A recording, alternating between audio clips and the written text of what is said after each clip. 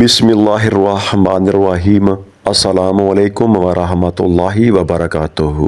حضرت عوف رضی اللہ تعالیٰ عنہ سے مروی ہے کہ ایک مرتبہ نبی کریم صلی اللہ علیہ وآلہ وسلم نے دو آدمیوں کے درمیان فیصلہ فرمایا۔ وہ فیصلہ جس کے خلاف ہوا اس نے واپس جاتے ہوئے کہا، حسبی اللہ و نعم الوکیل۔ نبی کریم صلی اللہ علیہ وآلہ وسلم نے فرمایا، اس آدمی کو واپس میرے پاس بلا کر لاؤ، اور اس سے پوچھا کہ تم نے ابھی کیا کہا تھا؟ اس نے کہا کہ میں نے حسبی اللہ و نعم الوکیل کہا تھا۔ نبی کریم صلی اللہ علیہ وآلہ وسلم نے فرمایا، اللہ تعالیٰ بے وقوفی پر ملامت کرتا ہے، تم عقل مندی سے کام کیا کرو، پھر بھی اگر مغلوب ہو جاؤ تو اس وقت حسبی اللہ و نعم الوکیل کہا کرو۔